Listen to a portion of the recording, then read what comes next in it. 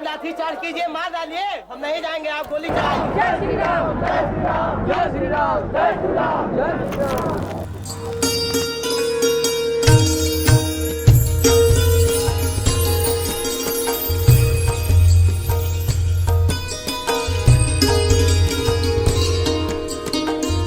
राम समाधान है, राम भारत का आधार, राम भारत की प्रतिष्ठा है, राम प्रभाव है, राम नीति भी है। ये भव्य राम मंदिर साक्षी बनेगा भव्य भारत के अभ्युदय का, विकसित भारत का। एडवोकेट मदन मोहन यादव जी हमारे साथ जुड़े हैं। तो इन्होंने ये मुख्य रूप से ज्ञानवापी का जो केस चल रहा है उसमें एडवोकेट है, और इन्होंने जो अयोध्या जी में भव्य मंदिर स्थापित हो गया है तो करण में इन्होंने कार सेवा भी की है। तो उनसे हम जानकर लेंगे कि क्या उन्होंने उसका अनुभव किया और क्या वो घटना घटी थी। 1984 में सबसे पहले राम जन्मभूमि का विषय के सामने आया। भगवान राम की प्रतिमा स्थापित करके पूरे देश में शोभा यात्रा निकाली गई थी, परंतु उसी साल इंदिरा जी की हत्या के नाते वह विषय स्थगित हो गया। फिर 1986 में रामलला जेल में है, वहाँ पे बंद है, लोहे के शिक्षे में है, सलाखों में है, उसकी मुक्ति होनी चाहिए। तो 1986 में रामलला का जो ताला लगा हुआ था वो खुला, सभी दर्शन करने गए, परंतु ये मामला और आगे बढ़ता रहा। 1989 में शिला पूजन का कार्यक्रम हुआ पूरे देश में,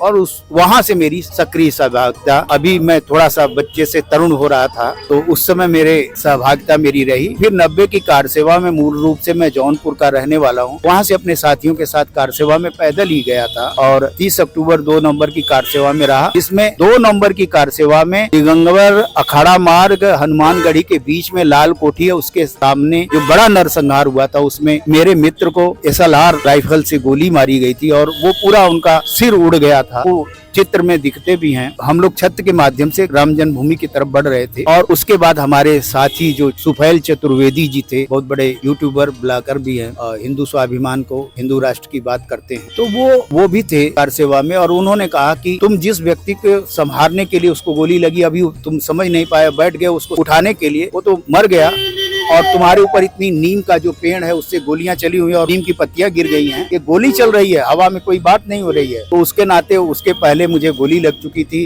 रबर की बुलेट लगी थी, लेकिन जब रियल गोली चली SLR के माध्यम से, तो उस राइफल इंसास राइफल से मारी गई थी, और उसमें हमारे मित्र का पूरा सिर उड़ गया। सामने रोड पे नीचे जाके देखा तो लाशें बिछी हुई थी, खून से पूरा रोड लाल हो गया था। और उनकी जब लाश लेके उसी मकान के छत से, जिस मकान में हम लोग थे, उसको लेके आने लगे, तो एक जो चारपाई होती है उस पे उनकी लाश को लिटा के लेके आने लगे। तो उस समय BSC के लोग उस लाश को छीन के अपने कब्जे में लेना चाह रहे थे, परंतु हम लोग अपने कब्जे में लेके अयोध्या के 4 धाम मंदिर में लेके आए, और हम लोग रोते भी लगते हुए आए थे, बहुत रो रहे थे, क्योंकि अभी कुछ क्षण पहले जो हमारा एक युवा साथी रामलला हम आएंगे, मंदिर वहीं बनाएगा का नारा उद्घोष करते हुए मारा गया था। वह दृश्य देख के हम लोग बहुत दुखित हुए, और लूटे पीटे हुए हम लोग 4 धाम मंदिर आए, और उसके बाद लगातार कार सेवा में लगा रहा। 1991 में जौनपुर में ये अपने सांसद विधायकों के ले जाके वहाँ पे गिरफ्तारी दी थी सत्याग्रह में। फिर 1992 में मुझे पहले ही बुला लिया गया, तो वहाँ व्यवस्था विभाग का काम देखता था कार सेवकपुरम में, और उसके बाद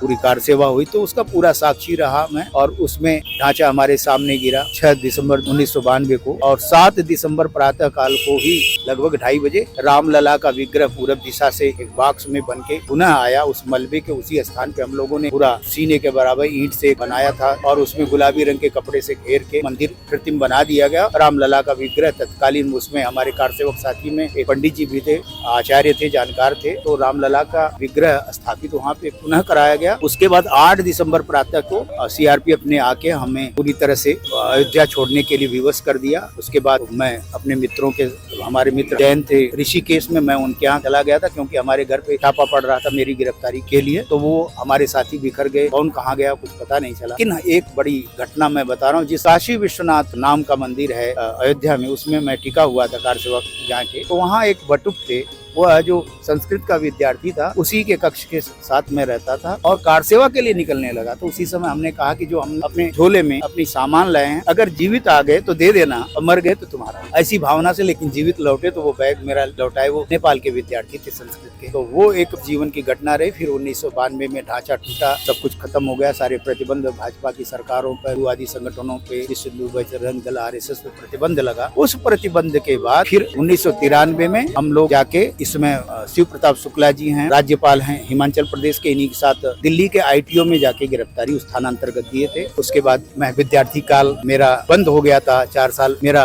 पढ़ाई का गैप हो गया था और घर पे भी लोग और मेरे शुभचिंतक आके दबाव डालने लगे, पढ़ाई अधूरी मत छोड़ो। तो मैं काशी हिंदू विश्वविद्यालय का स्नातक छात्र बना, ला का पढ़ाई किया। तो ये क्रम चलता रहा। आज रामलला का विग्रह स्थापित हुआ है। सदियों की जो आस थी, लाखों लोगों का बलिदान था और जो सदियों की प्रतीक्षा थी, तितिक्षा थी, सदियों का संताप था, वो समाप्त हुआ। यह जो राम राज्य की कल्पना की गई थी, वह राम राज्य पुनर्जीवित हुआ।